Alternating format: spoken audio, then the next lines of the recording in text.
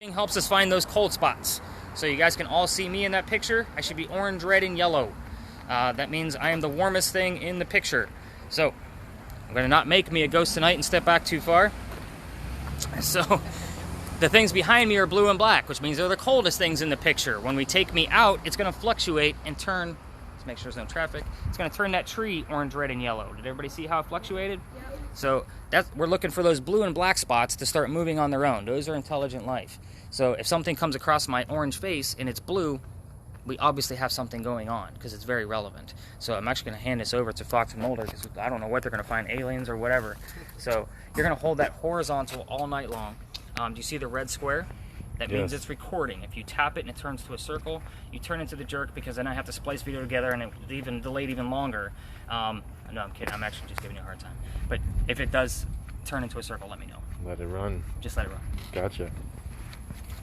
So, now that we have that out there, let's see here.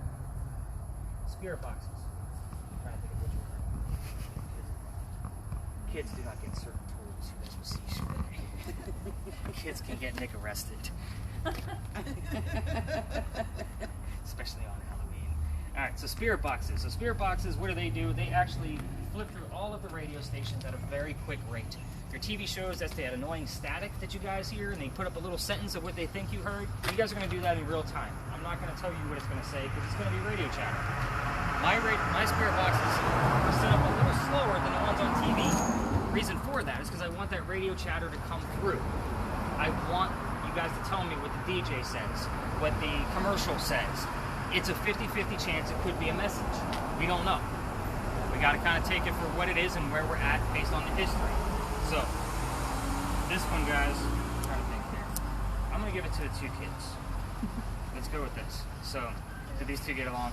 They do. Yeah. Awesome. All right. He looks fascinated. So, this one does not record, so we have to rely on what the two of us tell us that they actually heard. And I'm going to teach you guys more about each of your devices in our first location. It's more of a practice spin. Okay, so guys, you can obviously hear a little bit of static already. There's a little button at the top that turns it up and down, but you have to keep tapping it for volume up and go the opposite way for volume down, okay? The speaker is Velcroed on there. It's not going to go anywhere, so again, just toggle it up and down. Obviously, when I'm talking, you want to keep the volume down so I'm not screaming over the top. So we're going to have another one here too. I know, it's super cool, right? And I'm going to teach you how to ask questions. What? Yeah. You're going to learn more. There's more coming. So this particular spirit box, but again, it's radio. So if it's a song lyric that says, "Hi, I'm Bob," and that's the song lyric, we know Bob is near us. That's kind of what I'm waiting for. Have you seen the movie Transformers? When I was little. Do you remember Bumblebee? Yeah. How he talked through the radio? Yes. That's exactly what you're doing. You're listening for Bumblebee to tell you what's going on. I'll explain more at the next location. I'm hearing a lot of music. Move on. Yep, let him move on. He's good. He's perfectly fine. I expect a lot of questions. It's Halloween. He's supposed to have fun. Is it good music? I know, right? No, don't pause it at all. This one's a little different. This one actually records the entire radio sweep for us. So, in the event, somebody from this party, whoever's going to get it, see how I spread out the really cool stuff? In case they miss something, it's recording just the sweep. None of us, no outside noise, even when it's on mute.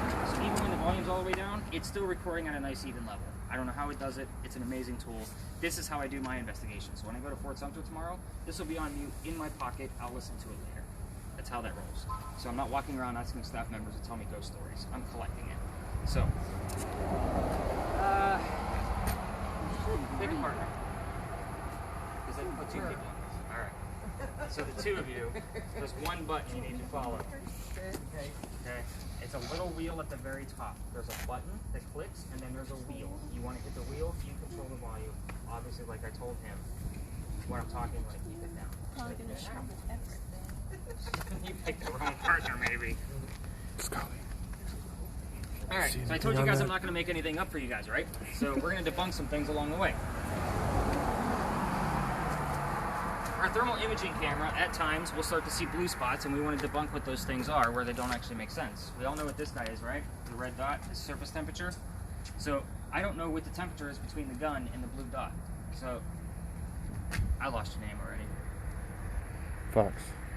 Thomas, right? Brian. Brian. Get Thomas out of there.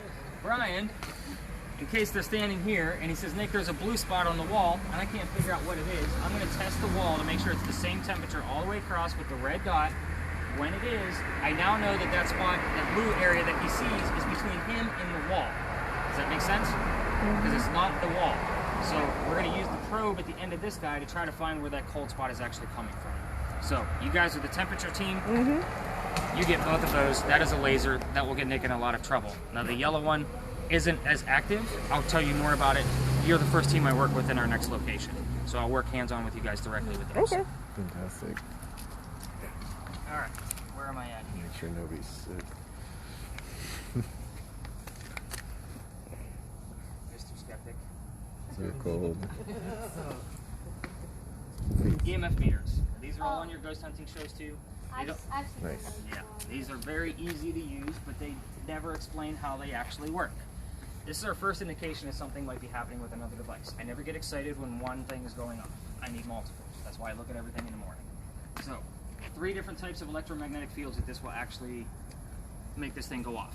First one's natural. It's from the earth. It's not going to make it do anything. The second one is any kind of electronic device. Cell phones, wiring, buildings, parking meters. This thing will start to give us a pulse. We don't want the pulse either. Where we can't explain it is where it starts going erratic and there's nothing around us that we can actually make any sense of what's making it go off. We want this thing to light up like a Christmas tree.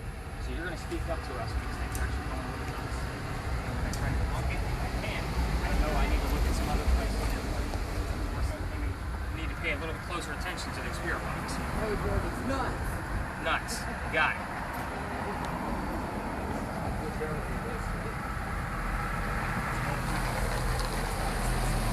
Yep, probably.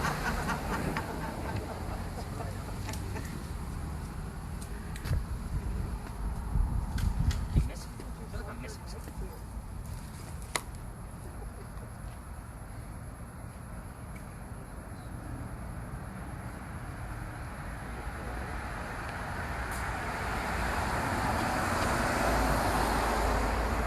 Alright. So I had to figure out who's going to get what. Trying to figure out who's going to go here. Alright, so, yeah, you seem pretty responsible.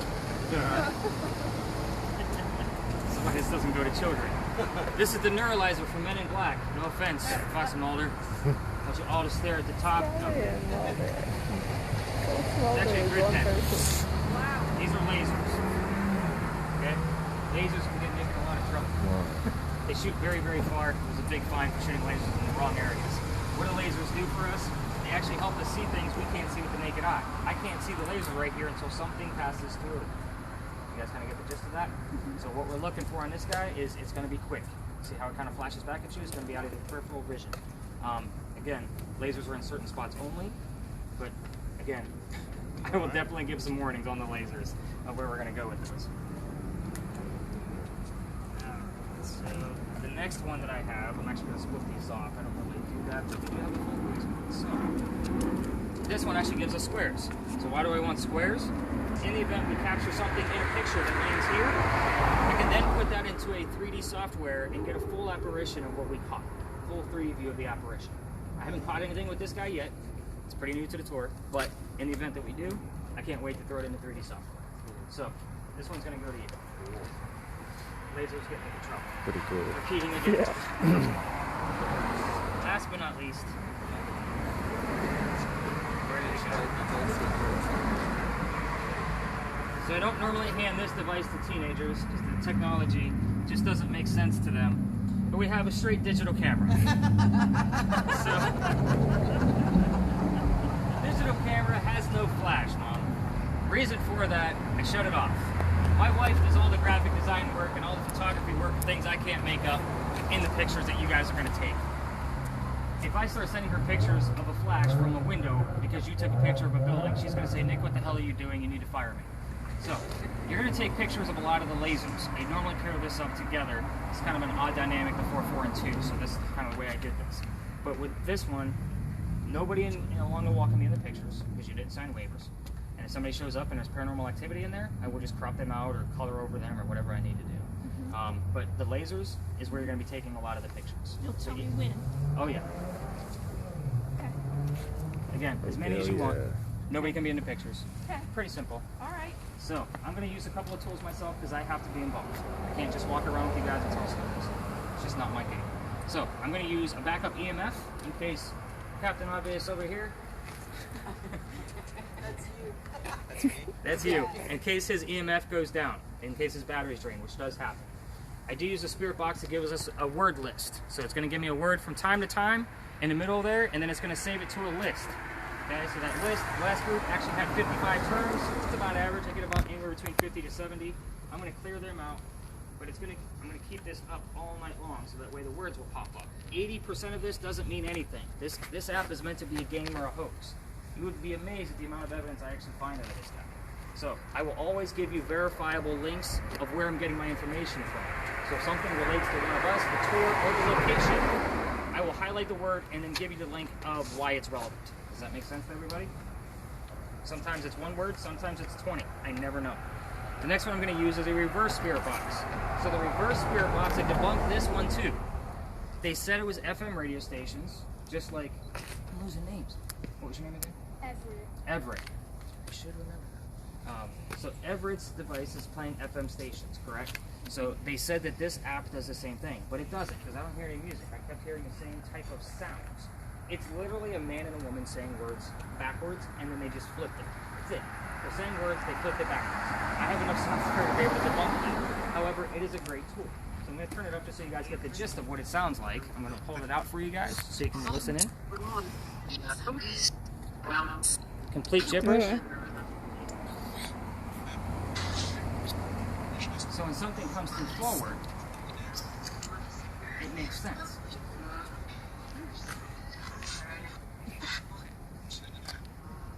Now, a few weeks ago, I was talking, and you'll hear the story later, about a woman from England, and this is the EVP that came out of that. Super interesting. Now that it's quiet.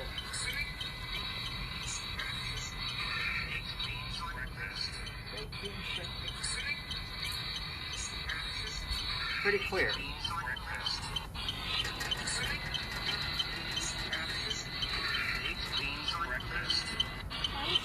I'll explain.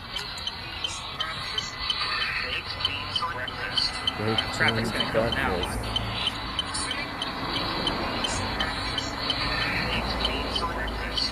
So, baked beans breakfast. I was talking about a woman from England. Your spirit box told me, I'll fix you. Baked beans breakfast, and then the word list gave me the word tea. All within 2.5 minutes of each other. I didn't catch it till the next morning. Obviously, I caught the baked beans breakfast in real time and didn't have any clue what it meant, but that's a real breakfast over in the UK. So, I had no idea. So, I learn things every day. You just never know what's going to come up. So, you guys kind of see how I have to look at that stuff as a collective. Now you know how and why. So, you guys want to hear some stories? Yes. All right. So, we start here for a reason. This place used to be called Big John's. Big John. Okay, so Big John, do you know who he was? No. Okay. You mean this building? This building you guys are all leaning on. It's haunted. That's why I start you here. So Big John was a football player for the 1947 New York Giants. Okay, his name's John Kennedy. Now, he used to sit in the back of the bar, and he would kind of tell the bartender when the cadets that came over from the Citadel if they were of age or not to drink. One night, two guys came in, they weren't of age. Big John tells the bartender to cut them off. They get mad, they leave. They come back the next night and they try to steal the cash register from the front of the bar. Big John sees what's going on, he gets into a little ruffled tumble with them. Shots were fired, John gets shot in the neck, sits down to have another beer as the cops are arresting the guy who tried to rob the place. So, why do I tell you this story? Nobody died. It's the bullet hole that landed in the wall from John's neck that haunts the place. It's the paranormal activity that happens there. I tell you this story because it is said at times people that sit in front of the bar will start to not feel well. Headache, queasiness, those kind of things. If anybody's feeling any of those kind of things tonight, I need to know. Again, I take this very seriously. So if somebody in your party's not feeling well, speak up for them because they're going to want to keep going. I don't say this to scare you because technically this isn't a scary tour. I say this out of a health hazard. It's happened in the past. It's not fun. That's why I usually ask if there's a nurse. I am CPR trained if I have to, but I don't want to use it. Alright, so we'll get off to our health and move on to other people's death. How about that? So, the mantle above your heads. We had a big earthquake here in 1886. A piece of that mantle fell off, killed someone from the earthquake in the front of the building as everybody backs off of it. It was in the front. So I start on the side. So it is said the previous bartender, the previous owner of the bar, his name was Paul, he used to see dark shadows right out here on East Bay Street. I don't have any proof of that. I'm taking it. So, what do you think? Ready? You guys ever hear me talk? I'm gonna say good because we got at least another hour or so. All right, we're gonna go this way.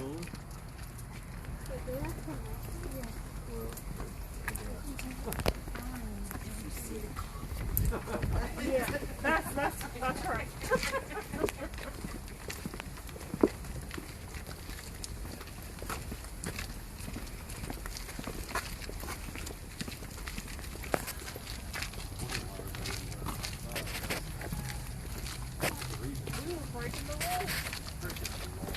I had mine on my too.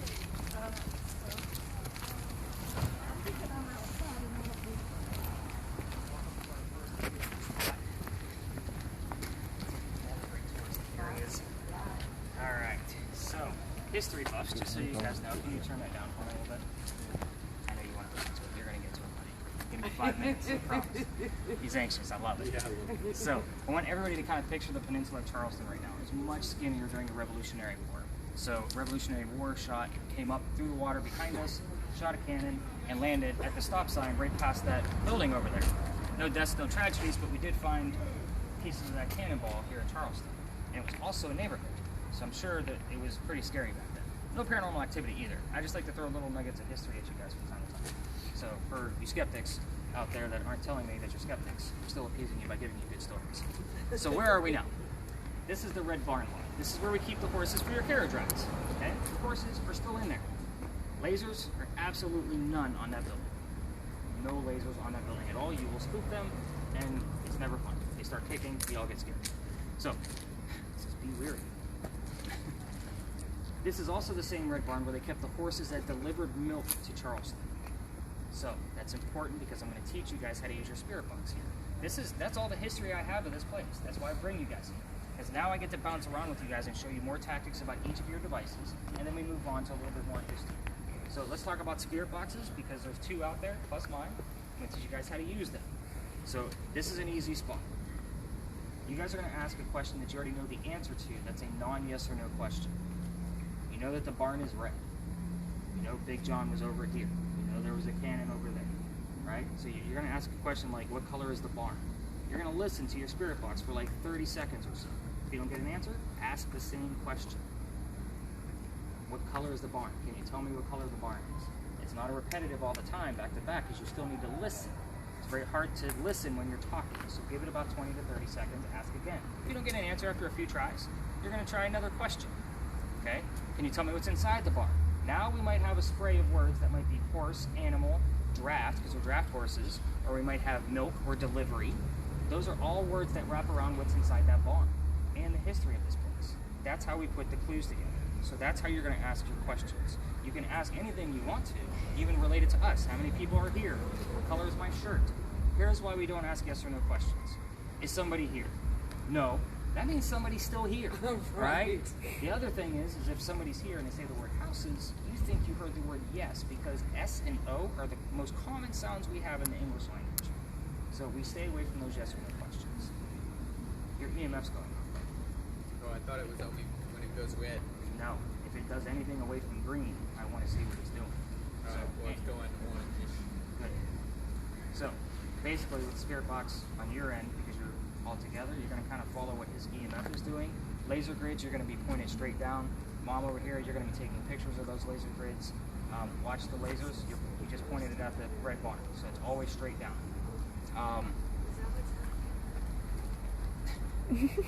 As far as the thermal stuff goes, I'm going to work with you guys first.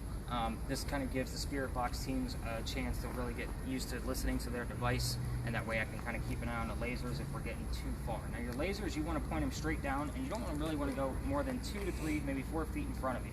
So, and they're meant to be set, like that's actually too big of a spray on the green. So should he keep it on all the time? no, not necessarily. So especially his, because it will burn up after a few minutes. Okay. Like it'll want to fade out, so you'll have to like let it cool down. So when do we know to put it on? So when they start getting answers out of their spirit box, Over here? anywhere you guys want to go with inside the lot. If he's getting Oh, it, so we're gonna walk around right now. we're gonna split up a little bit, and I'm gonna bounce around with you guys. So And what am I taking pictures of? These lights the on the lasers, ground? yeah. So when you're taking those pictures, like, go ahead and shine your laser out. Yeah, his EMF's going crazy. So literally, when his laser's on, you want to take a picture like almost sideways to go through it, because he might miss something that's coming through. Not necessarily straight down to get the dots for the grid. Am I haunted? Yep, there's a power button. There's a big button to snap pictures with, and then there's a power button right next to it. And that's okay. Just keep taking. So in case you miss something, or he misses something, we actually have a spray to see if there's anything moving. Now with no flash, you have to be as still as possible, because that way they don't come up blurry. Okay, got it. So again, you guys can turn that spirit box up a little louder. Earlier when I had it on your face. Yeah, you can. If you're going to go too loud, I'll notice if you're too close to the barn, because you will split them with this damage. But yeah, you can turn it up more so you can listen to it, so you guys aren't head to head. Yeah, yours is kind of cool. Well, they need to be following you with the spirit box and start asking their questions. The kids look like they're already on their way. Let's talk. Sure. All right. So you guys have been pretty quiet tonight so far. We're ready to go. All right. So let me kind of give you the skinny. We're going to test both of, so you guys can see how this works. Go ahead and point the camera towards the wall, and I want you to get a reading with your gun off that wall.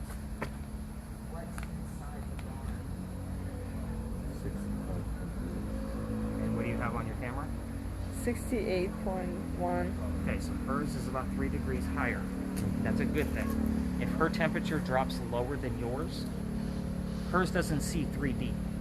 And you're only getting surface temperature, which means she's getting something in the airspace between her and the wall. Does that make sense now? Mm-hmm. So you're going to basically be gauging temperatures for her all night, and then the yellow one is kind of a pull-out if we can't really see what's actually happening. If she starts to drop, you're going to try to find it even closer with that. There's a power button right down here on the bottom right to turn it back on. It will shut itself off from time to time, every few minutes. Again, it's not the most active tool in the world, but when we do need it, you'll have it handy. Now, Okay. Just taking the temperature right here. at the probe, yeah. Somebody broke the cage around it. It's got electrical tape on it. So Gotcha. it's also so nobody scratches their fingers. I also, if you're going to hold the camera all night, I want you to try to have somebody in view at all times. Okay. So go ahead and look at the wall for me. I want to show you something. Mm-hmm. So you should have all red or all blue. Yep. Okay, watch what happens when I get in view. It See how all the, focuses, now yeah. you have all the colors, right? You got Yeah. all the rainbow. So you want to be able to see things that you can't see with the naked eye. I am going to show you a quick video of something I caught a few weeks ago, so you kind of get a gist of what you're looking for. So this particular video is in the next spot that we're going to go to. You're going to see 2 living people go past this orange wall. Do you see their heads? Mm-hmm. Okay, those people are living. Let's fast forward a little bit. You're going to see 2 dead people going the opposite way. 1, 2. Okay. Did you see it? Yeah. So that's kind of what you're looking for. You're looking, and we caught this. I didn't even see it in real time. I caught it the next morning. These folks called me up there because they thought they saw a shadow in that corner. So I went up there to go debunk things and try to figure it out. The next morning I watched the video. There they go. Now, reason why I say have 2 people or somebody in view at all times, if you notice when that actually happens, there's somebody right there. That black blob should be the same color as that. They should be the same skin temperature. There's no way somebody's got a full head wrap going around, you know what I'm saying? Like, I should Yeah. have some orange there. Now, I did have a fireman on my tour a few nights ago, and I showed him the video. He's like, it's a ghost. He uses this daily in his job. So he's like, there's no explanation other than you just caught 2 ghosts going by. Okay. So, very cool stuff. So you guys, like, when I say go ahead and take a lap, you're literally just looking for weird anomalies. Okay. You have a ton of different types of things in here. You got metal, asphalt, brick, wood, foliage. You're going to learn how thermodynamics works. Mm-hmm. The other piece of this is that you could catch thermodynamics in reverse. What does that mean? Temperature can't be generated or destroyed, so it has to balance. So if you start to see something grow in heat and temperature, like say 10 to 12 degrees in a 5-second period, that's very quick. That means something's getting colder somewhere else. That's a cold spot. I don't want you searching for that cold spot. The thermodynamics in reverse is enough, because I don't know where that cold spot's going to be. You're going to lose it. So this is enough evidence for me that something is taking energy to manifest. Does that make sense to you? Yeah. So again, if you have that, I've caught it quite a few times, which is pretty awesome. I'm like, what is that? So I started diving into the laws again. Again, the writer has to research. So that's how I figured it out. And we keep catching it. So if you catch it again tonight, awesome. So make your laps, see what you guys learn about that thing, and I'm going to bounce around the other teams and we'll go learn some history. Sounds good. Do it. You want to start here? You'd want to keep somebody in the front. Oh, yeah. Apparently I'm a ghost. Guys, go slowly. There could be paranormal activity. You want to try to do it on that wall? Section. Let's attempt. He likes this building up like a Now it's stopped. Text message or email or anything at that time? Oh, maybe. So let me show you something. You got it on green right now? Right? So my phone is going to make it go into a red. I've noticed my phone does that too. When I put it close to it. Because my phone really does it. The screen is on. I can be in frame. Yes. We can go anywhere.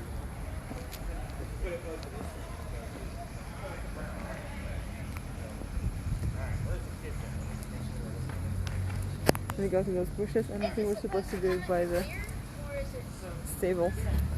No, there. Yeah. So it's going to sound like the radio. I want you to tell me what the song lyrics are and the DJ says and those kind of things. Again, Bumblebee used the radio to talk to us because he didn't have a voice box. Ghosts don't have a voice box. They catch your spirits. They use radio to be able to tell us messages. So what kind of, have you guys asked any questions yet? I don't think these people are going to attract any ghosts. I guess we should watch what we say. Yeah. We shouldn't talk about anything too much. And you can see the light coming. Where do you want to go? Oh my god, look at them. Better get that.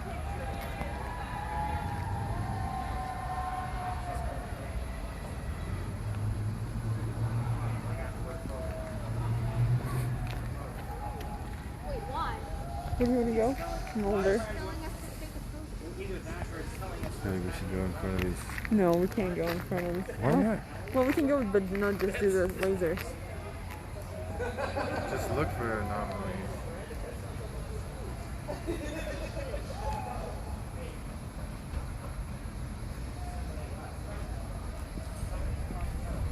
Here you go. Where's the red? Where's the red?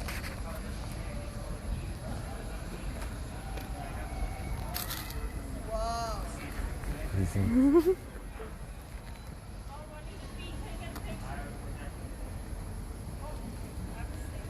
Trade. You want to trade? Yeah.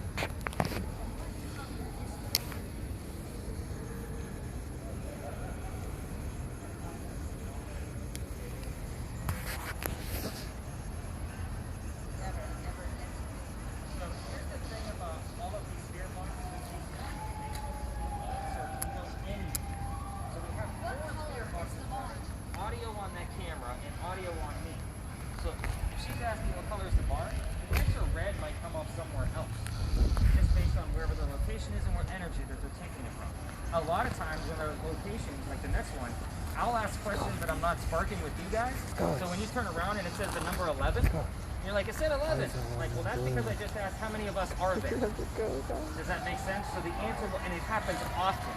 Somebody's having a really good time over there. I feel like I'm screaming at you guys again. All right, does everybody kind of have a gist of how all of their devices and gadgets work? Why is it like this spot so much? I don't know.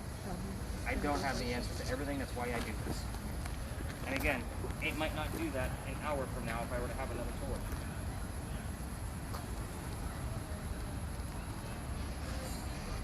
But again, that almost looks like a pattern to me. Yeah, it does. It's kind of doing the same thing. But Right. I'm not holding it in my phone. Do you have a smartwatch on right there? No. It wouldn't make it go off that high. It wouldn't give it a red. It might give it the next green. So definitely listening to the portable spirit box. Let's move on and let's go learn some real history. All right, temperature team. You guys are posing over here. I see it.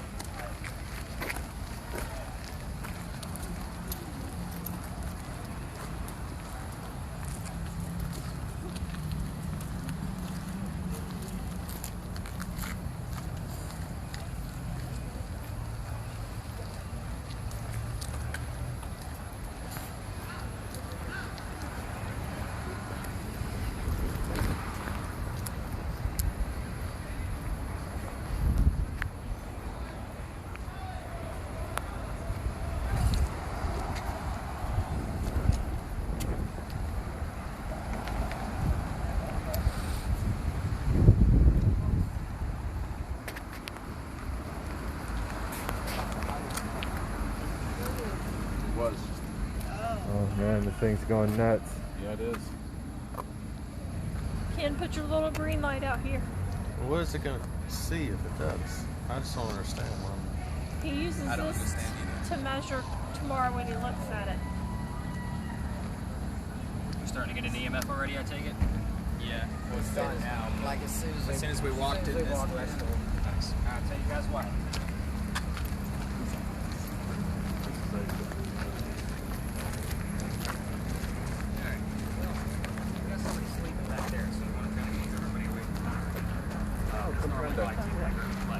Alright, so let me tell you what's going on in here. So this is the Eliza and Charles Pinckney mansion site. So their mansion would have been in the front, Eliza's garden would have been lined up with that tree, and the play quarters would have been in the back. This is where also the baked beans breakfast movie came from, so I'll explain why. Eliza and Charles had a son named Charles, and they had a nephew named Charles. The son and the nephew were signers of our Constitution. So that's a pretty big deal for us. I don't like politics, and it's 2020, so we're going to move on. I don't think anybody wants to talk about politics. That's probably why you're here. So, Eliza got married at a very young age to Charles to stay here in the United States. Dad was sick over in England. He wanted all of his kids home, and she didn't want to go. So she got married and stayed here. So, once Dad got better, he started sending gifts over from England. One of those gifts happens to be the plant indigo. Dad's been driving around town and seen the word indigo a few times, I'm sure. So, an indigo plant creates blue dye that makes our blue jeans blue. You're wearing it right now. Pretty cool stuff. However, indigo already had a history here in Charleston. Sorry about all the noise, guys. It's normally not this loud. It's just holiday. But anyway, so the Gullah culture actually brought the crops with them, and they taught us how to culture it. But Eliza's the one that made it profitable because she used Dad's connections in England to sell it overseas, which is a big deal because our rice plantations just went downhill, and we needed another cash crop for the colonies. So she was one of the first businesswomen in the United States in the 1700s, which was unheard of at the time. It's a pretty big deal. So a couple things we can be asking Eliza. You can ask what any of her kids' names are. Okay? This thing's freaking out. Story. Look at that. So, and usually when I bring up Eliza, it starts going a little nuts. I'm going to working a little bit back there. I'll point it out here in a second. So, more questions. You can ask anything about Eliza's death. How old she was, where she died, how she died, and who was the president that was a pallbearer at her funeral. So, kind of interesting things. And I will give you all the answers, but I'm not going to give them to you now. I want you guys to listen for them on your spirit boxes. Eliza was the second wife named Eliza from Charles. So she goes by her maiden name, her previous last name. So you can try to find out what that is. But the first Eliza also did the same thing. She goes by her maiden name. So it's Eliza blank Pinckney. So it'll be interesting to see which one comes up, because sometimes they both come up. Just so it happens. You can ask what happened to the house. So that's an interesting story as well. But again, I want you guys listening for these answers. And again, the same practice that I gave you from the Red Barn lot, it's just I'm actually going to be trying to talk to Charles because this is the month of his birthday. So I've been getting a lot of activity from Charles the father and the nephew from here. So this has been an interesting place for me these past couple of weeks. But again, you're going to kind of wander around here. We're going to stay within the lot. Temperature team, no lasers on cars. Sometimes lasers can make car alarms go off. I don't like to run. It's happened a few times. It's never a good time. So, but yeah, we want to keep the lasers down and away from vehicles. So normally, it's kind of a barometer for me. There's a second light on the back of that restaurant over there, and sometimes it's blinking. It looks like it's starting to blink a little bit. Can you guys see it fading in and out right above the door to the left? Like a red light, and right below it, there's a fading light that's very... Oh yeah. Fairly there. Oh yeah, I see it. Okay. So at times when it's on and blinking, it does different things every night. It's in tune with your EMF meter. So when it's giving a pulse, you should also be getting a pulse just before it. So again, it's kind of the energy that pours out of here and influences that light. So it doesn't always happen, but my barometer, like the last tour, it wasn't doing anything. So I don't know what I'm going to get out of the spirit boxes and thermal imaging when I look at their tour. But that one's starting to move a little bit. So we'll kind of see what happens as we investigate here. Spirit boxes, I definitely asked all of those questions. Lasers, obviously we talked about those already. I'm going to be doing my own little spirit box session to see what comes up out of mine. So I will stay away from the other spirit box teams. So as far as the kids go, if one of the parents wants to stay with them, just to make sure their friend back there is kind of dozing off, we don't wander. Just want to keep everybody safe. So again, let's see what we get out of this, and I'll bounce around again, but we'll collaborate at the end to see what we actually heard and saw. So Why was the house torn down? You wanna walk around? Don't do that. that's what he's got to find out. What should I ask? What happened to your house? Charles, That's a simple question.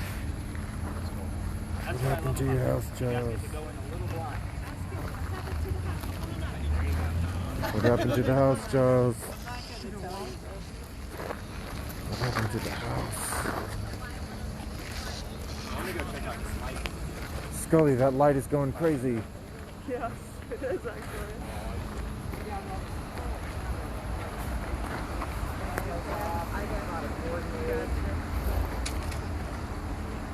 It's kind of weird. The light does go with the thing.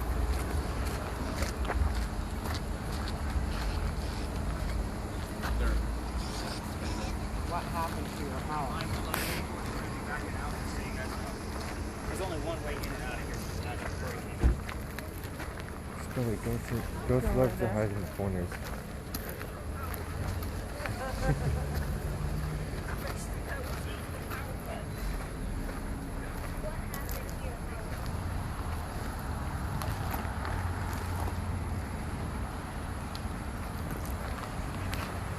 Put the temp on that wall.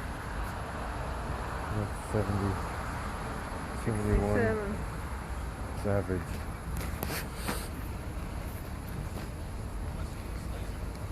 What happened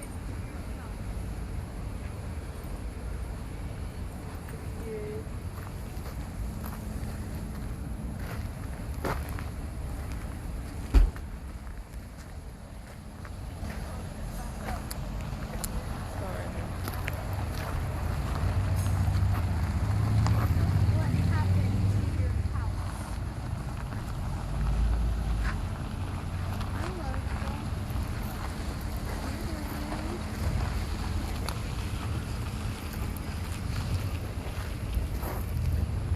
What were your kids' names, Eliza?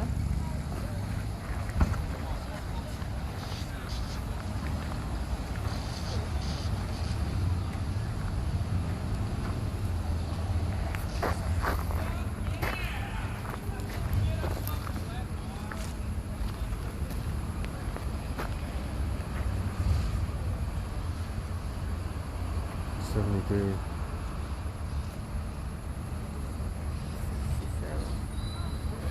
Little above average.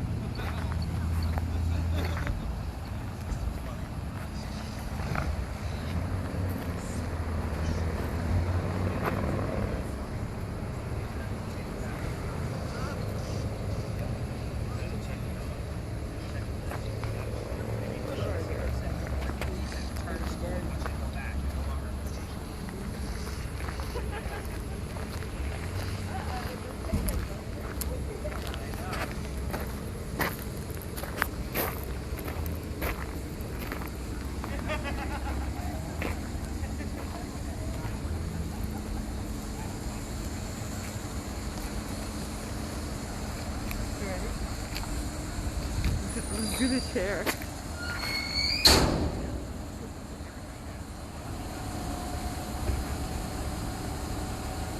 $66. 63.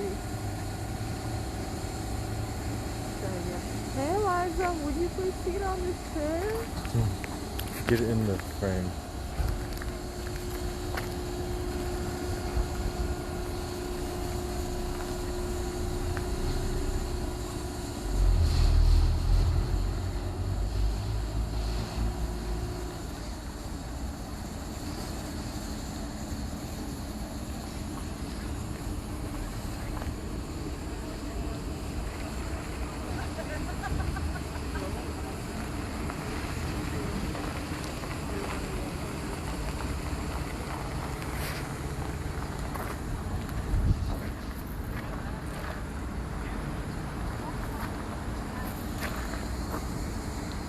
It's a chair throwing. Huh? 66. That's like a woman over there by the dumpster. Yeah. Really empty.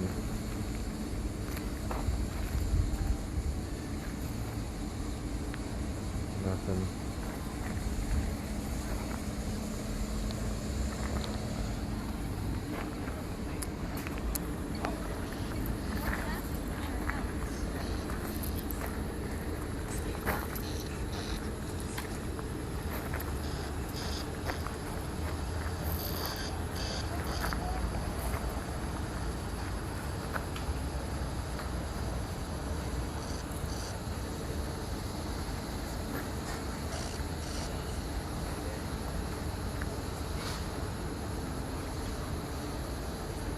Is that where the video was started? You started?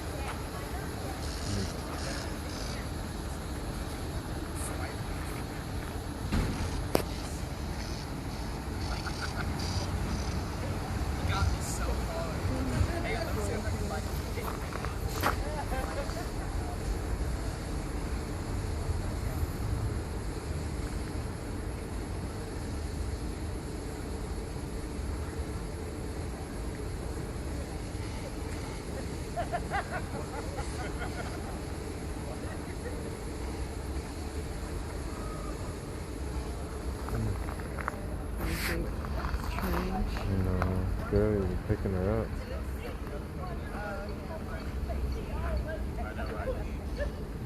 They're probably used to it. No! No, I don't see it. Okay, yes, I do. I saw it. I was just scrolling. And then it got me and I was like, you're crazy. Are y'all getting anything on that thing? Yeah, you're right. Wow. Are you getting anything on that? Nothing so far. No? Nothing that I've noticed in particular.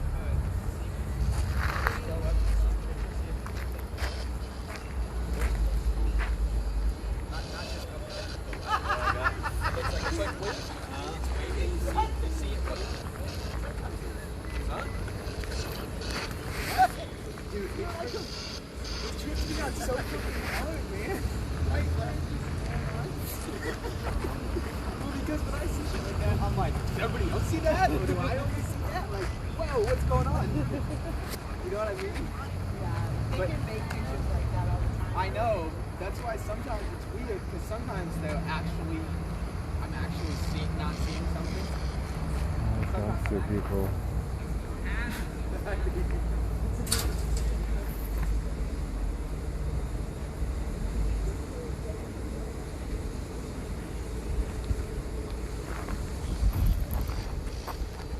What's that blue spot on the wall, Scully? Huh? Keep the temp on that spot. Which spot? The blue spot.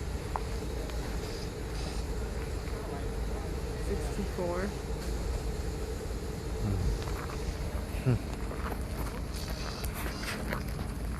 This over here, we're gonna be free.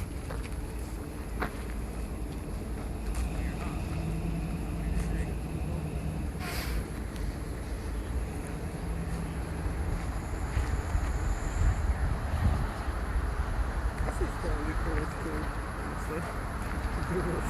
Infrared. You can see right away.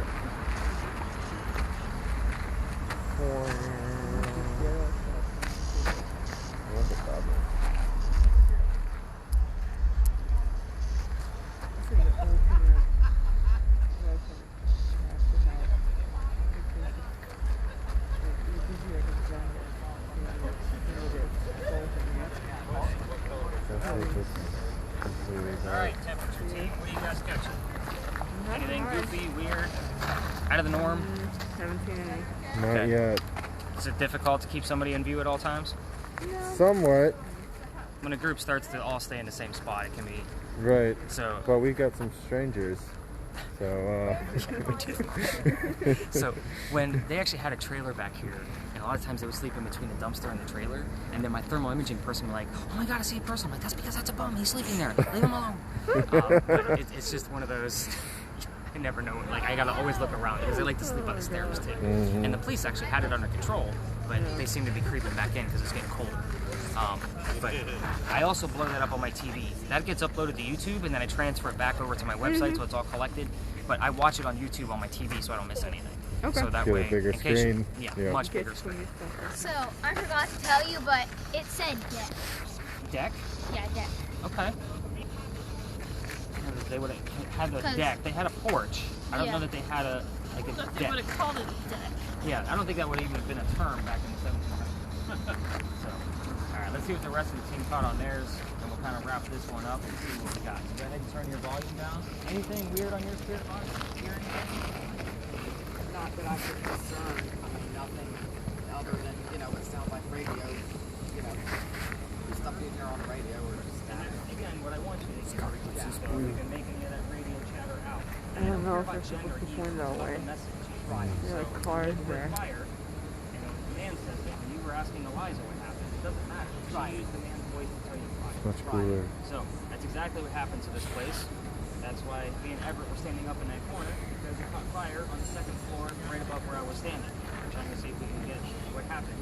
I did get the term when I asked nature severely. Fire is a piece of nature. You have to stay in the screen over there then. Again, it's not a direct word of fire. And it's left there. You have to get in the...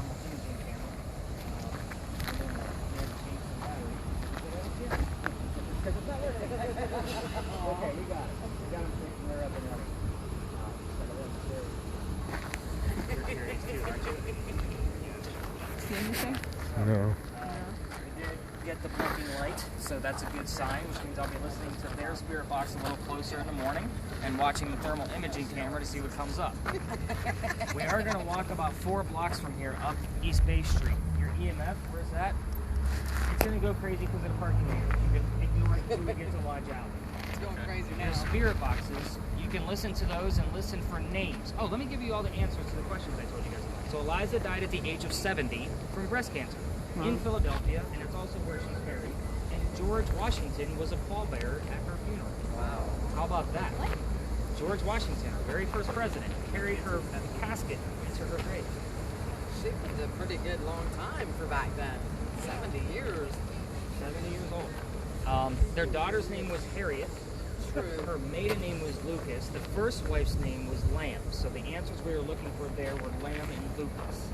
So it's come up, and I'm only giving you guys like some of those pop quiz questions that I've gotten the answers to multiple times. I told you guys that the house caught fire. What else did I ask you guys about? I think that about covers it. Maiden name, daughter's name, Harriet. And I will tell you, like usually, she did have an infant son that didn't make it. So usually when that's brought up, all activity stops here. Like the light stops blinking, static on the spirit boxes, like it just. It See, I didn't know what children she had, so I was just like Like these blue ones. using a 50-50, so I kept asking her, what's your son's name? Charles, Thomas, and George. And Yeah, it doesn't line up with where the Okay. people are. So, let's see, what else do I need to cover? I think that's about it on this location. So, lasers on East Bay Street are like the guy definitely with a hat no-go. on or something It's right definitely there. a more popular area, so again, those masks, keep them handy. And let's go take a hike. What do you guys think? Is this what you all signed up for? Yes. Go ghost hunting? Yeah. All right, good deal. You see? Yeah. That's weird. Yeah. Not this year. No? You skip it because of COVID or just because you're on vacation? Just because we're on vacation. We're from Yeah, you're not too far. That was weird.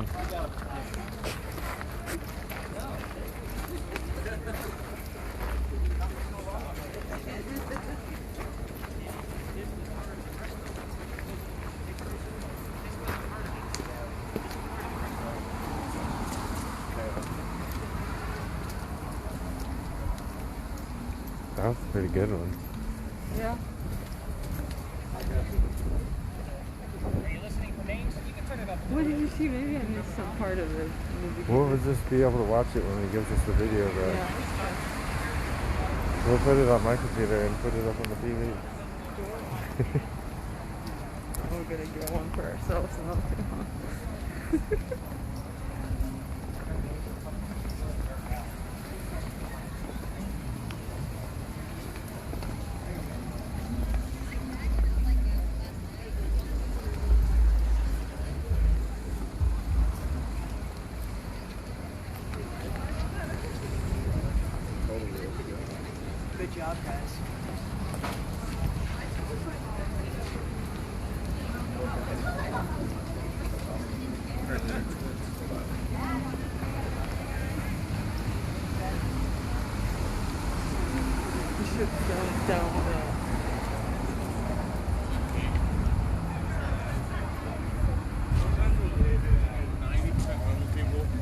out for coffee.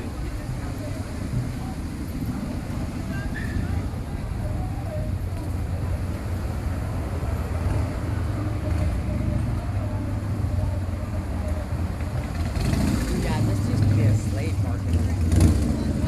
Yeah. That might be a good one.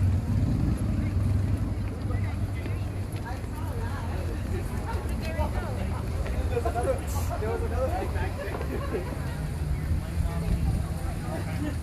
Horrible. What?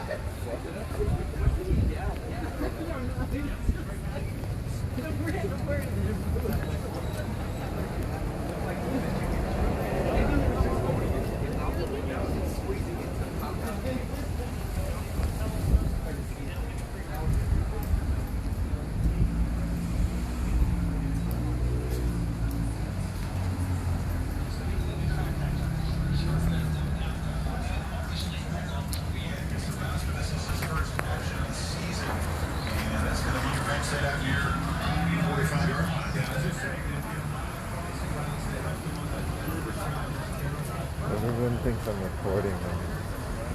Without a say I am.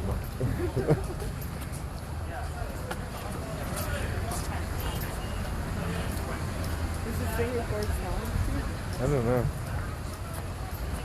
There's some secret messages over there.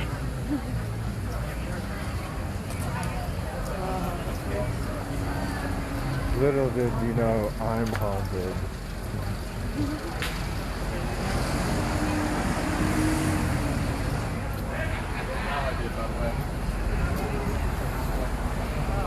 We're up by 15.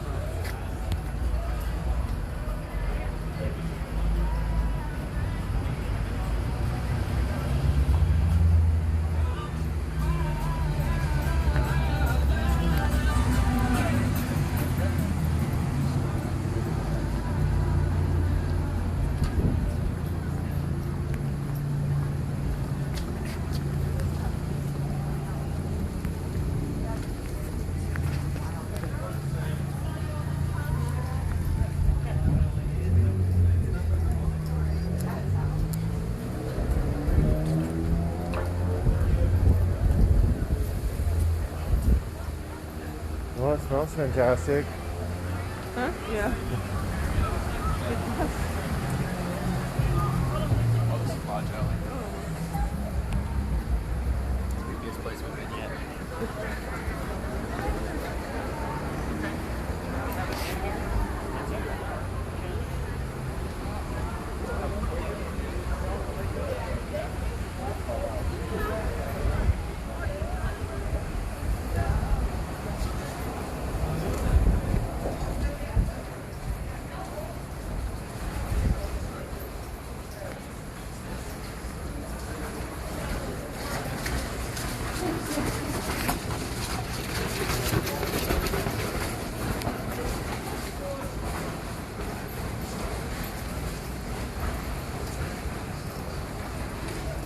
Do you think anybody will see the thermal camera and think I really am an FBI?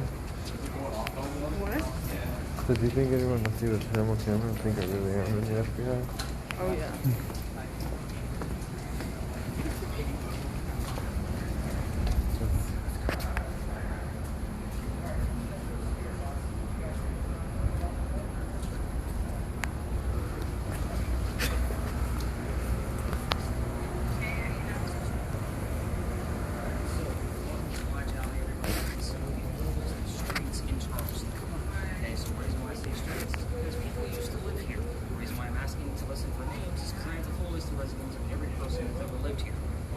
Common names that I hear, Benjamin and John. They both were here in 1801. They were the two kind of the four residents that lived here. And if you want to talk big houses, these buildings we're looking at, they weren't here. Okay, so we're talking shotgun houses. They put a bullet in front, you push it out back, that's how small it is. So we'll show also the picture I told you guys about the canyon and how the units go skinnier.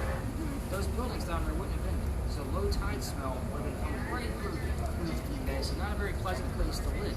They did an archaeological dig here. So there's tombs and silverware, and this is their clothes. Yeah, I got the whole report. It's amazing stuff. They consider these people to be lower class. So also the Masons used to be there. So again, bricks you're walking on, these are slaves who made these bricks. They were handmade, hand-lit. None of them are the same shape, size, they're not spaced properly.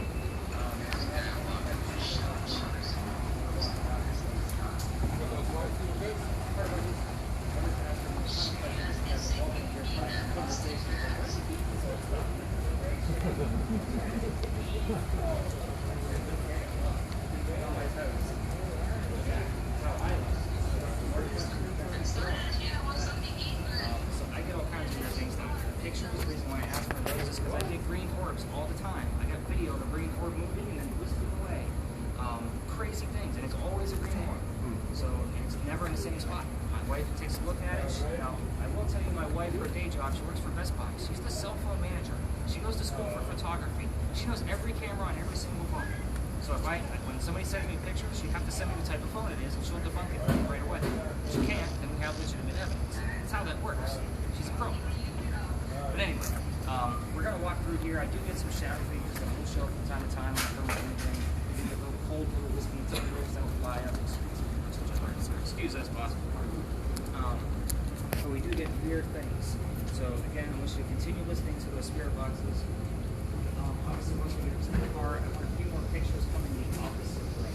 So we don't want to go into the car, so we're going to pass so she can take some more. And then we're going to be in a neighborhood, so that's going to be definitely a no laser zone because people are lining down from the partying on Halloween. We're going to go check out another alley that's a little bit more flat.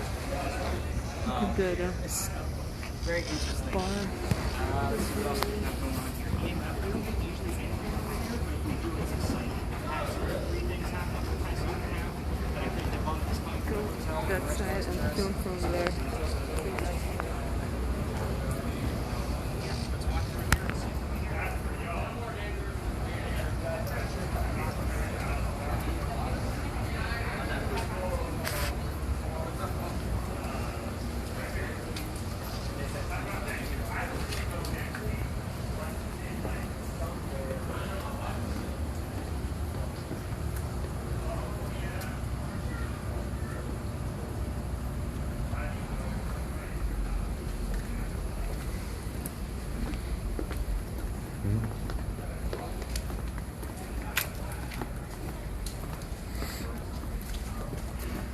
Do you want to switch at some point? Sure, here. Have fun, Chloe.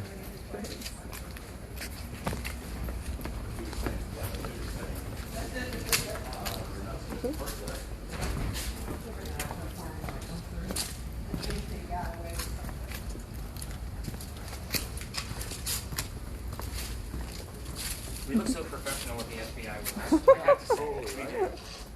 We should be filming this with Some credibility.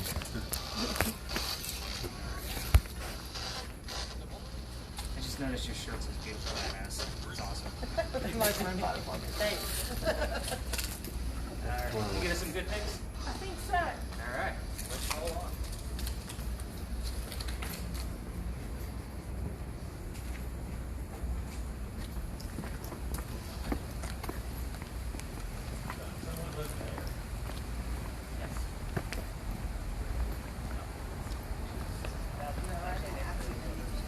Missing shutter.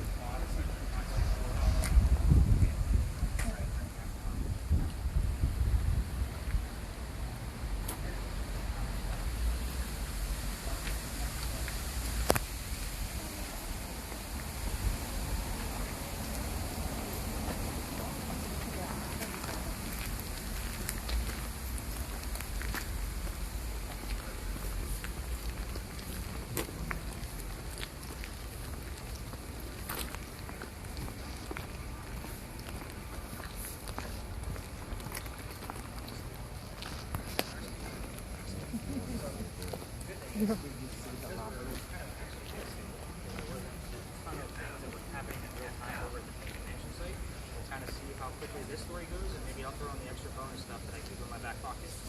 So normally we go through this alley and check out one more spot. But what we could do is we could go this way through the alley. I'll tell you some more ghost stories along the church and the cemetery up there, and we'll come back and sweep around. So if you guys are okay with that, it's Halloween. Let's hear some more ghost stories, right? Yeah. So, all right. Well, here's the thing about cemeteries. A lot of people ask me, what cemeteries are we going through? It happens all the time. You're walking through one. If you were dead, would you be hanging out near your grave? No. I'm out ghost hunting. I'm going to go to the places of tragedy, places that people love, things like that. That's why we don't technically walk through cemeteries. Because Charleston's had enough death and tragedy before we're walking on the phone. I was dead, I didn't have a bad But the same token, the energy that comes out of the place because of the tragedy they made, that's probably why I'm stuck. I don't have those answers, which is why I do what I do. It's a theory. I tell the story out here of Philadelphia Alley because obviously it's very busy. I don't like to be interrupted. This is their big dramatic finale. I don't like to be interrupted. I'm going to give you the skinny here in about 4 minutes. Pause it. Interesting.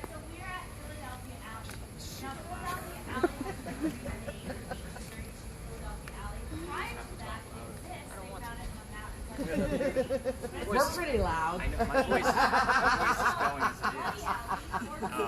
Let's actually move over there.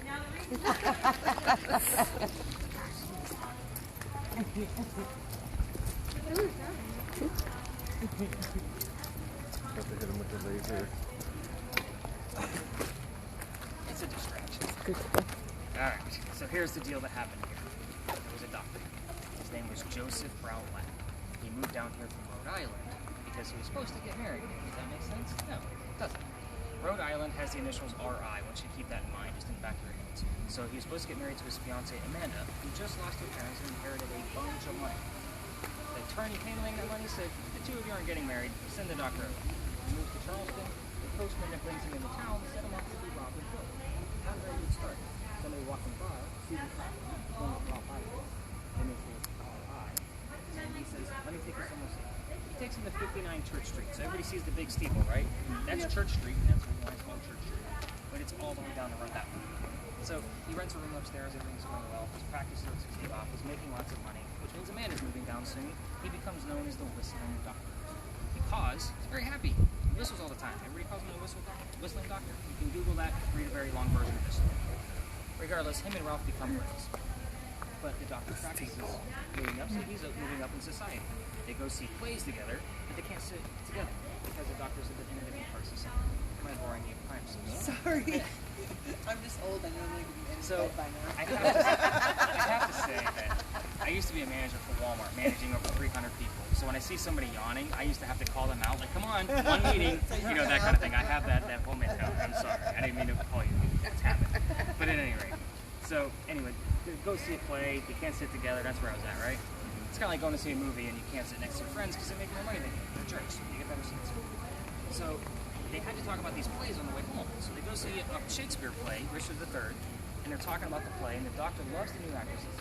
Ralph doesn't. They start arguing.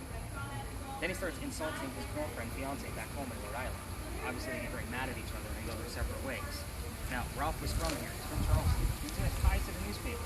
So he wants to put an ad in the paper about what a disgrace the doctor is to the city of Charleston. He makes too much money, he's not from here, yada, yada, yada. The doctor gets mad because he sees the ad, obviously, and he's going to lose business. So he challenged them to come to Jeweler's Alley, which is what this was called before Philadelphia. Jeweler's Alley. So, what do we think of with duels? What normally happens in a duel? Someone dies. Someone dies. Now, we are 2020 Americans, and that is a lie. So, because that's just what we think of. Normally, duels were an act of bravery or courage. You come down willing to take a bullet for something you believe in. That's what the duels were. When somebody did die, because it did happen, there's a doorway that we're going to pass by. I call it the death gate.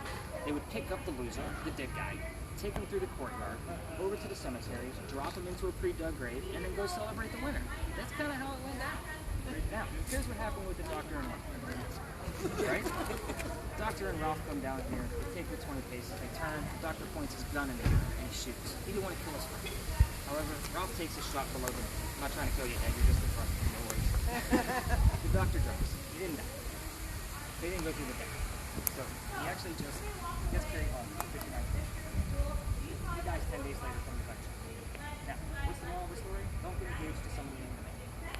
Just making sure you're all paying attention, not yawning on me. So, they say as you walk through the alley, which we're going to do when we come back, they say you can hear the whistles of the dog. I have two that I can't debunk, but we do get hecklers and jokesters around town because they all know the story and they walk by and do this thing. And there's a fake one for your audio. If you're listening to this on your drive home, this is where you're going to crank, well, not this, we're going to come back, but I'm going to stay away from the spirit boxes so we get a nice clear audio. Listen for those whistles. Now they also say you can hear gunshots. Never heard any gunshots. So again, never know what I'm going to catch. I'm just giving you what the stories are. Now, when we come back, and we're going to walk all the way down to the end, the bricks are going to get older. Okay, so the bricks we're going to start off with were refreshed and renewed in the 1990s. Pretty recent, 30 years ago. They're pretty sharp. They're pretty smooth. At the end, we're going to have bricks that were turned by slave traders. So that means they literally turn those bricks every hour. And we can see the fingerprints in the wonderful handprint of one of those kids. Not a proud moment for us, but we should all take a look at it. I want you to also take notice that the thumb is over the next brick, which means that kid put his hand in to a wet brick and made a point that he didn't want to do that anymore. We have those bricks in several different places around Charleston, here, Drayton Hall, and I can't remember the third. But this one is pretty prominent. It is outside somebody's home. Their address is Philadelphia Alley, which means we're going to keep moving when we cut back through here. So we don't want to disrupt anybody. The house is for sale. You can imagine why with all these doors coming through. But at the same time, it's a gorgeous home. But I will point out the handprint, again, if you want to take pictures, have the cameras ready. So at this point, we're going to go through here and make a right, and then we're going to come back through here. But I want to tell you guys the ghost stories up by the cemetery and kind of go around that corner. That will not, but you'll hear words wrapped around a doctor, like medicine or Amanda. Like things like that come up all the time on any spirit box. So when we're cutting through these tours, obviously it's a masked up area and the spirit boxes will be very, very low. So we don't want to disrupt the people that already don't like me. So I take their business. Can you guys imagine why? Oh, we're going to cut right through hers. FBI. Yeah, go.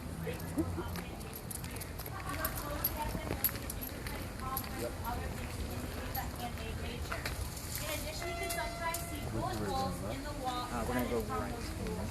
You don't have near enough time to stay down here and look at the walk and those things, but do come back and check it out if you are interested. Excuse us, I'm sorry. You're fine. Go right.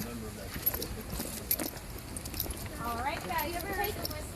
I heard it. I never thought I would because it There's the gate. actually Everybody. I don't So, think we're going to come back through. That's the death gate. That's the death gate.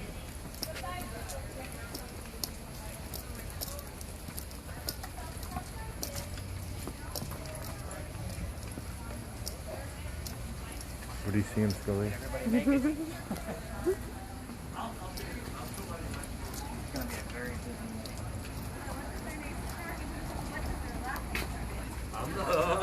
That's way too much. Hello.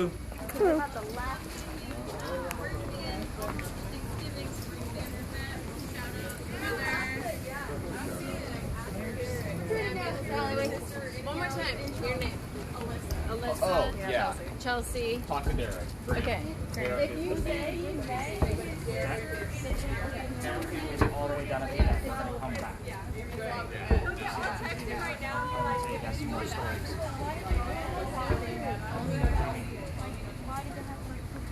Because normally bricks are made by going into an oven, which means fire makes it hard. They weren't doing that. They used the sunlight because it's so hot. So they would literally turn it so that it would dry evenly all the way around by the sun because it gets so hot. There's this dark, dark spot right there. I did. See that?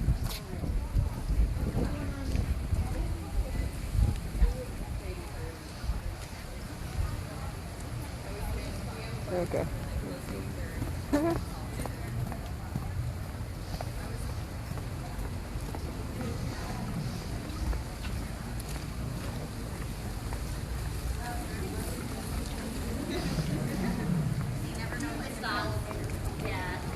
You don't know what stops. People are taking.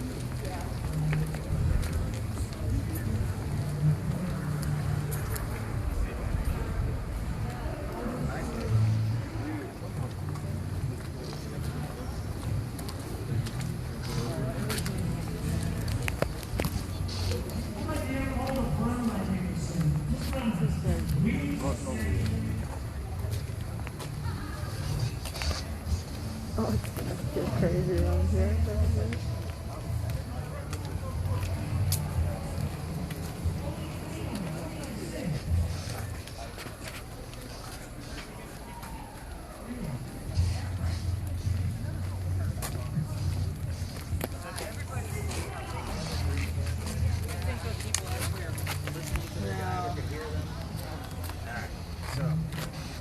A lot of stories here, as you guys can see. I don't normally come up here unless I have like 2 people and we're walking pretty quickly. So you're gonna scrape your head on the bar. Yeah, Watch your head. Watch your head, Ed. I see it. Okay. So, obviously this is a pretty popular area. There's a lot of myths and legends that come out of here. Man, I'm getting a lot of yawns. Am I that boring? No. I feel like a history teacher up here. Get a couple chuckles, right? So, let's start with the building that's actually directly behind me. That's the Powder Magazine. On record, that is the oldest building we have in Charleston. I say on record because it's 1713 that it was finished. I will argue that the Pink House was 1712. The Pink House. That is the Powder Magazine. It's the one with the white building with like the red crosses on it. So it is not haunted. They say it is by pirates. I don't really care for pirate ghosts. They don't really make a whole lot of sense to me. They never come through when I'm looking into pirates. I never get a whole lot of evidence to prove anything around it. But it is a very interesting building. So if you're here vacationing, it's a very cheap place to go. And I mean, don't totally write off pirate goats. Pirate goats. So the construction of the place is very unique. It's what they call a groin vaulted ceiling. So it has 8 pillars on the outside, 32 inches thick. They all come to a center pillar in the middle of the building, and that helps keep, if it was attacked, keeps everything inside.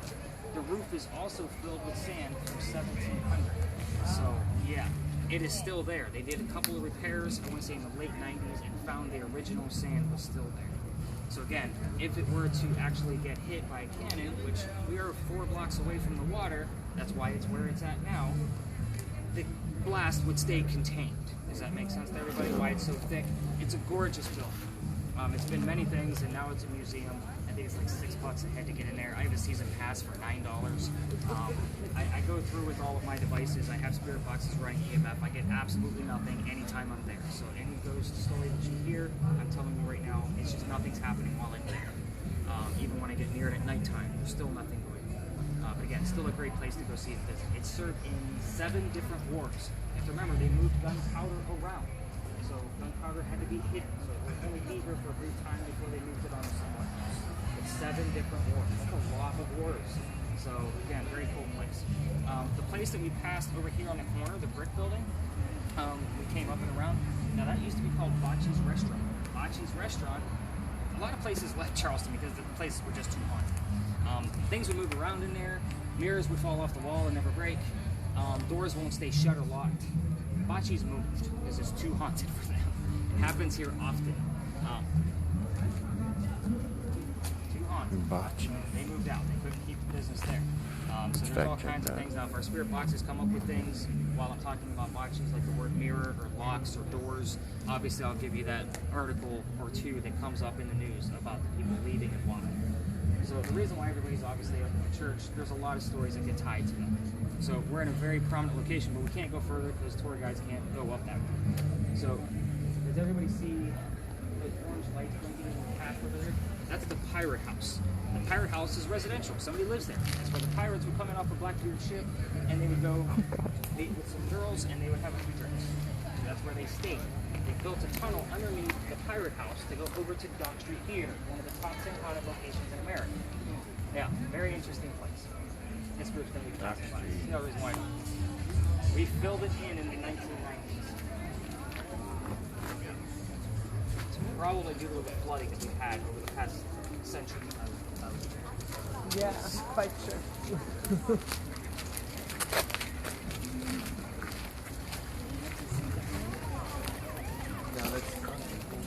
Okay. Honey, smells fantastic. No reason why I don't like it.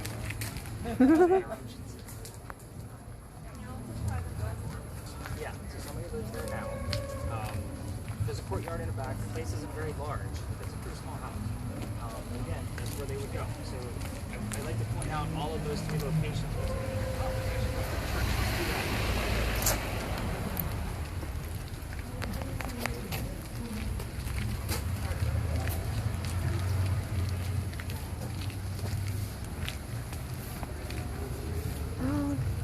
job. Alright, excellent. So, here's, you guys at least get to still see. I'll let them have it today. Say that.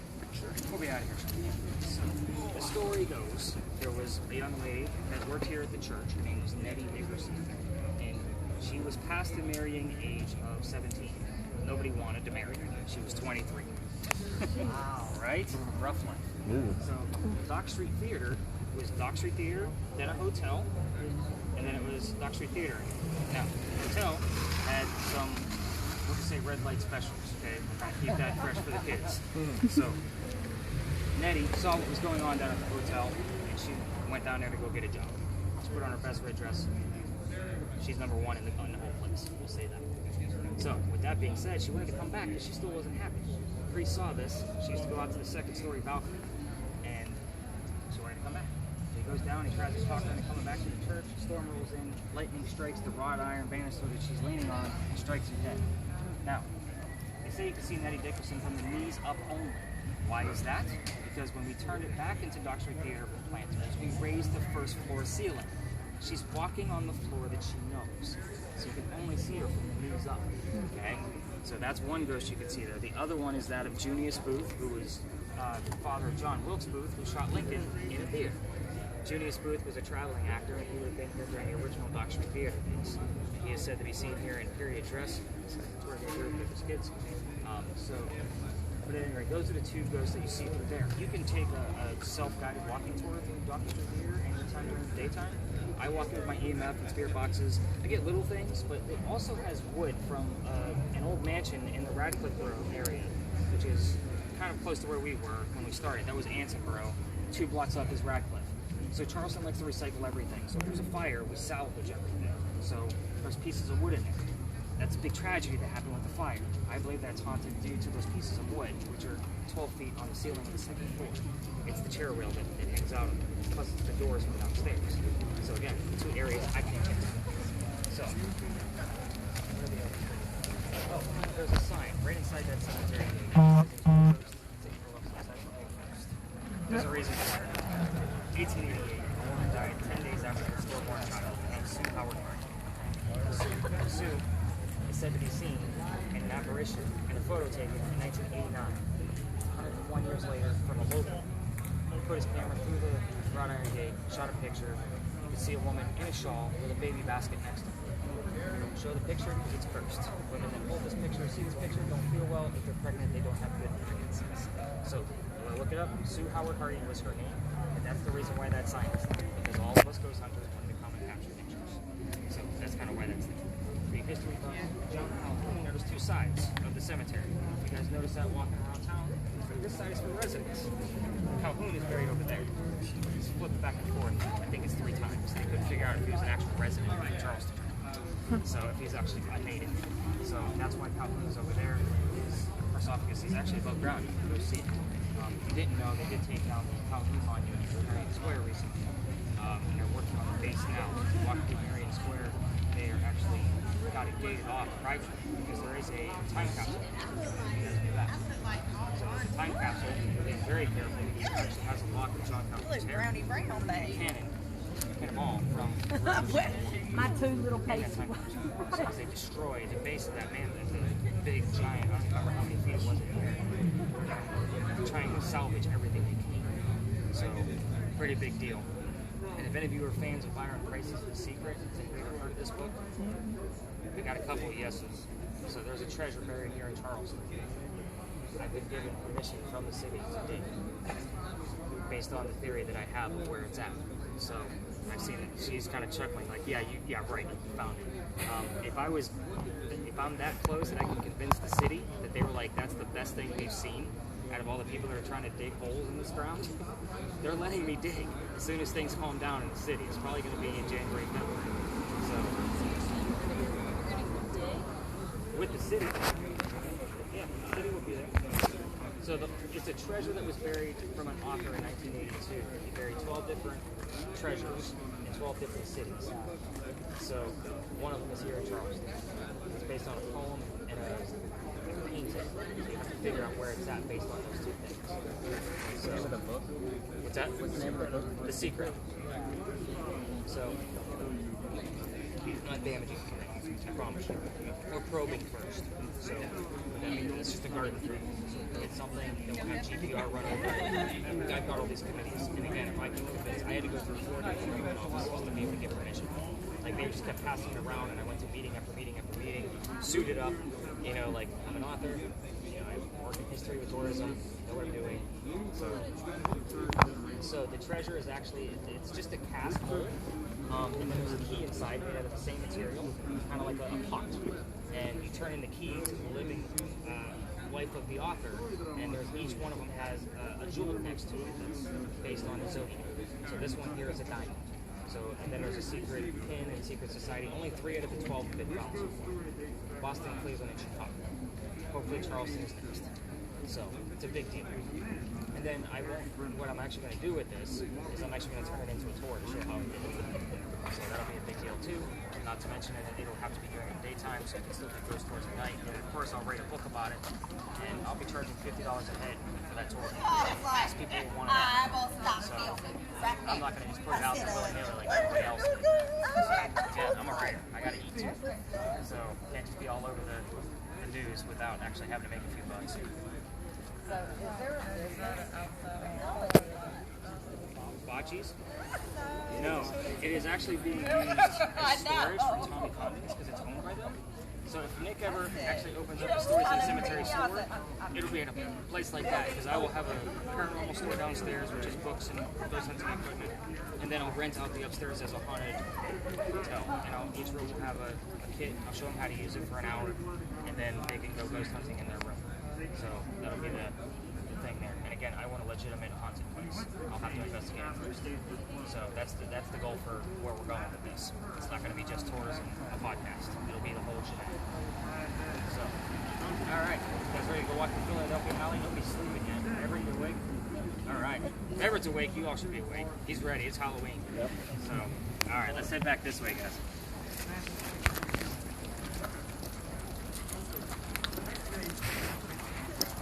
You can see the death gate from here too. So this is the courtyard they would cut through and go over Where to they the would cemetery. just dump them? Yep. I love it.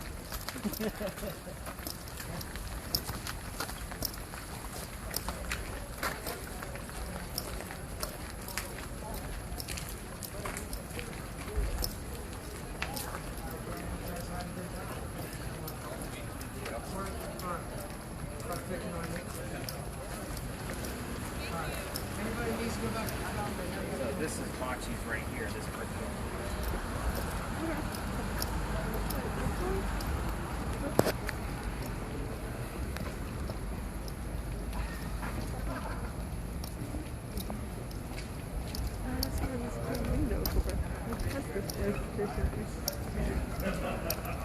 Yeah.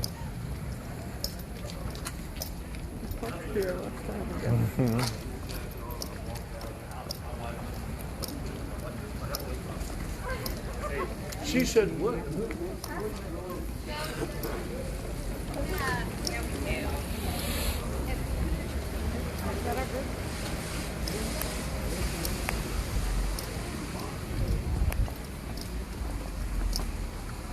So have you heard the whistles in the I Philadelphia? have faint house? things that I have that were kind of melodic, so they're not like the example that I gave.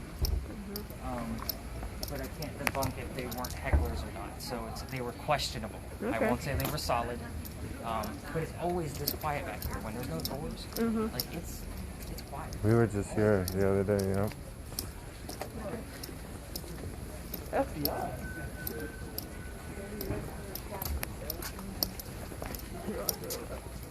So there's some great picture spots that you can get, you know, with up the steeple, like touristy type pictures, not always just those pictures.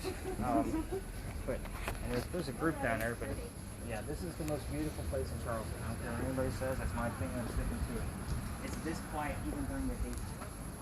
How many blocks away from Louis Bay Street, they should be able to do something, but they don't. That's why you always want to listen for stuff. You can turn that up a little. Well, let's wait till we pass it. How about that? Sky. Sky. God. the hair for it, so I'll give you that. Did you go the extra mile, or is that just... I totally did. This is new.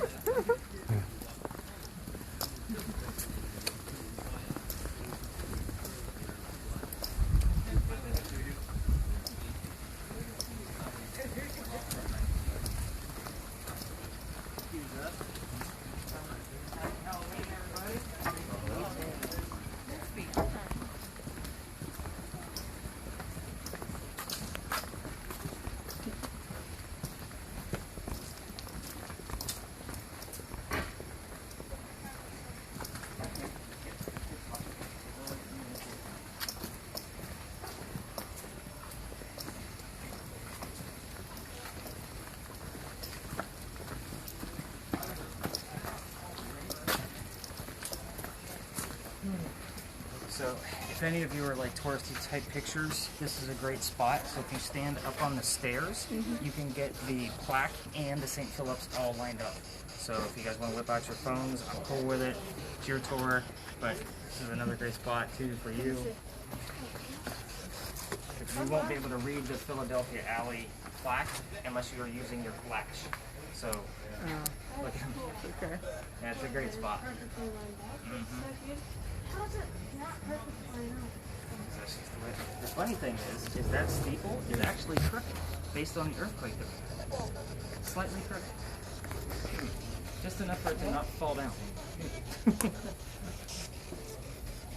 And you can always tell where you're at by St. Philip's steeple. It's the tallest one we have.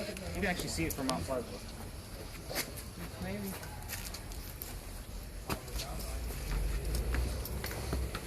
This is great stuff here too for like actual the digital camera. You never know we're gonna capture right here either. And the wall is original, by the way. The only piece that would have been different is that centerpiece, only because you can notice the hinges up on the pillars. So those brackets would have held a type of hinge to move that in and out. So that work there was probably inlaid later.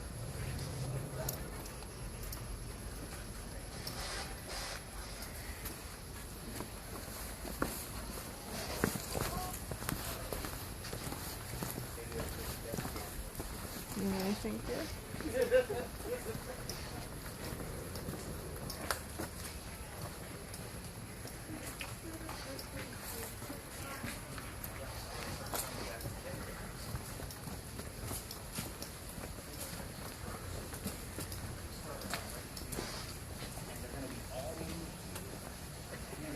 We are there. Because these are politics and keep everybody moving.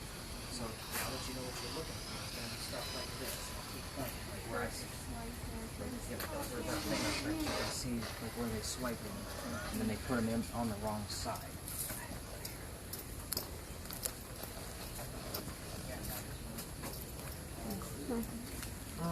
Is this where the handprint is? It's like swiped. Oh, right there. Another one here. Jesus.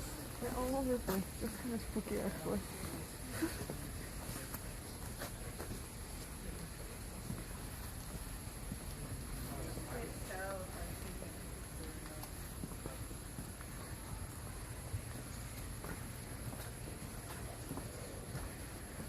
I was talking about that steeple that was a little off, and the word stable came. Like as in it's stable. No need to worry.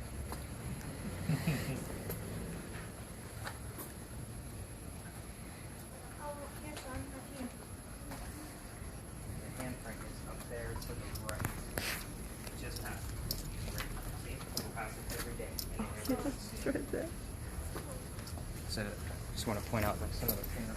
That handprint is bigger than yours, Everett? So there's some here. It's this as big as Right mine. where Everett put his hand in. So you can definitely see it. It's a slave, and that's what usually works to make bricks every day. Oh, look at this one. Look at how tiny this is.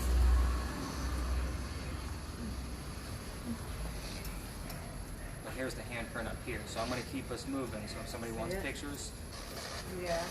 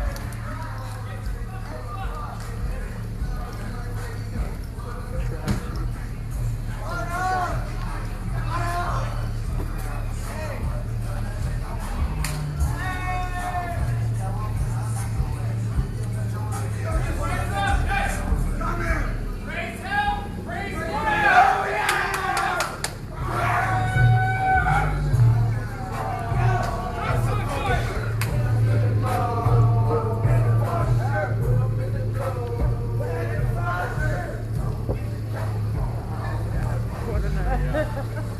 We're going to get some. All of them. They're high on life. High on something. I just told you I got the word stable. There's a sentence there. Highly stable building. We were just talking about the steeple from St. Philip's. It's actually crooked based on the earthquake that we had. Not many people notice it because it's very subtle. So the word stable came up, but then highly building came up. So highly stable building. Let's go ahead and turn your volume down. I'm already screaming over that noise.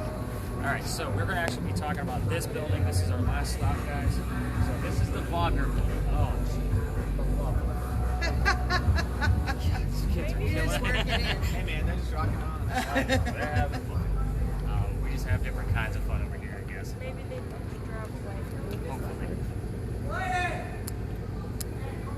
So, the Vogger building here was actually a cotton warehouse. So it was a warehouse in the back, the offices were in the front. Right now it's condos in the back, and it's going to be a wedding reception area in the front. So good luck to those weddings, because the place is haunted. So, the last guy who had it as a cotton warehouse, his name was George Poirier. He inherited the business from his dad. Kid was stupid, silver spoon kid, didn't know what he was doing, got himself into a bunch of debt, then he blew through his inheritance. He's out of money. Got to get out of the cotton industry. Then the boll weevil moves into his crops. That's a bug that eats cotton. So now his crops are bad. So he doesn't want to sell it to the Americans, because then he'll get caught with the bugs in his crops. So he sells it to the British. And it's a little skinnier. He's watching from the second-story window. British ship rolls up. They unload all the cotton from these really cool garage doors you guys see. Horse and buggy, they go out. All of a sudden, the ship is loaded up, and somebody gets too close for the pipe. The whole ship catches fire. Everybody dies. Now, George is watching from the second-story floor. He's already depressed because his dad's gone. Now his father's legacy is gone. So he piles up all the furniture and he hangs himself. Unfortunately, commits suicide. So what happens from there is they say you can see the shadow of a swinging corpse from the second-story window. Now our thermal imaging camera does not see through windows. So what are we looking for there when he's going to be filming the second-story windows? I want one of those blue panes of glass to turn darker blue and hopefully black. That means something is influencing it from the inside. That's what we're looking for. We're also going to get pictures of that second-story window. I don't care how dark they are. I'll keep lighting them up. You'll see my work until I actually capture something. So if nothing's there, you'll still see where I was able to go through and lighten them up. You're going to get all these pictures back, so you can go through them yourself. The other ghost that likes to hang out with me here, and it makes sense because it's the same time period, is Zoe from Coogan's Porch. Coogan's Porch is 2 stories up from where we came out of Philadelphia Alley. Zoe was a school teacher. That was her house. She lived there with her sister, Elizabeth. Now, Zoe was also of a French descent from the Huguenots that started Charleston. So, the word French might come up from time to time, too. Just the other night, I asked Zoe, what does your house look like now, expecting words like restaurant, food, eat, table. Instead, I got the word yellow, and then the word white showed up on the list. The house is yellow with white colors. That makes sense. Zoe died in the house by falling down the stairs. So the word stairs might come up as well. You might hear all kinds of things between George and Zoe. This is a hit or miss spot. We're under a second full moon of October. That place is rocking too. You guys see that van rocking? It's a heck of an Uber. Every time I see him, I'm like, there's an Uber. So we're going to check out the front of this building. We're going to see what we capture. We're going to get some video. So Scully, we're also going to be doing a little test with your infrared gun. Okay. At the top of the building in the front, it's got a peak, and it's covered in stone. 5 feet below that, there's the same type of stone inlaid into the brick. Now the breeze has pretty much calmed down for us. We should only have a 7 to 12 degree difference from the breeze coming in from the water. If it's higher than that, say up to 30 degrees, now I know I need to listen to the spirit box a little closer in the morning because of this building getting colder than it should be. Does that make sense to everybody? That's a pretty big difference. I don't feel a breeze right now. Again, 7 to 12 degrees is about normal. 15 is okay, there might be something coming in off the water. But 25 to 30 degrees, that's a pretty big difference. Now the last group, it was only 3 degrees. I tested it every time. So that way, it's kind of my barometer, kind of like the light at the Pinckney Mansion. I told you guys a ton of information tonight. You guys are going to know all the Charleston history before you leave. So, let's go check out the front of it. We definitely want to listen to your spirit boxes along the way, and we'll see what we catch. It does say sail, like in a boat sail. Interesting.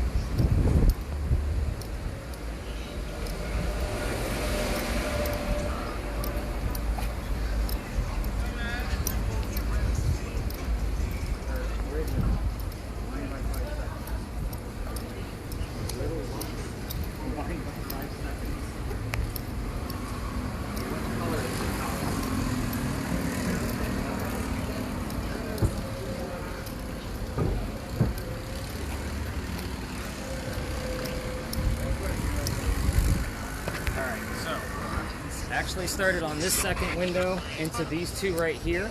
Now your online stories will always tell you it's the third story. If you want to cross the street to get better angles, I don't mind. I know you're not going anywhere, you're with the FBI. So with you, you're going to come with me. Okay.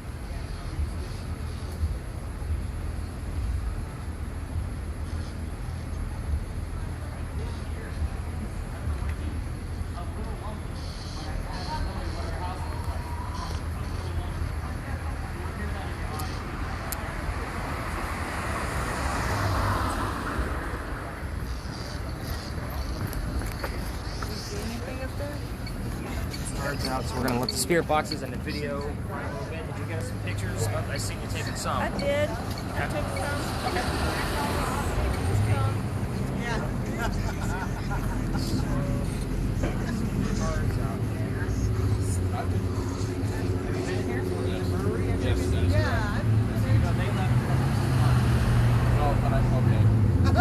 I heard the building was A brewery.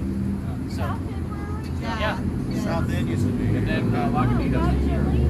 It was too haunted. The taps would turn on by themselves, cold spots all over the place, furniture would move. Really? Yeah. So all kinds of things have happened here. This said other. Other? I think I had the word other earlier. I'm actually going to hand off the frequency. Kind of broken this through. Telling people about someone. One for Dad. That's just to get to my website. So I'm going to text you guys in the morning the direct link of how to get to your evidence. But in case you want to read some of these other There was stories, like a big flash at one This point. window looks like darker than the other one for sure. My crazy dachshunds. Byron is on there. Yes, he did a book. I put my cute little dog in a book about death. He is a spirit animal that allows his owner to go into the afterlife. So, I'm working on number 8 right now. Yes. Like Barnes Noble. Yep, you know what's in Barnes Noble. Not all the stores carry it. You have to order them. What are they about? Death in the afterlife. If I was gonna read one So book, not really for young readers? No, definitely not. One book, probably my latest book. It's progressive. Have you ever had a popular one? Byron's pretty popular, especially when I do book signings, because Byron's with me. He pop-prints the books. Well, if you need a pop-printing book, you can order it from me, and I'll send it to you. It's not a problem. It happens all the time. I forgot Scully over here. So get you guys a card. So I'm going to take the camera from you, and we'll get that turned off. Nice job keeping it on. Do I have to splice any videos? Did it turn off at all?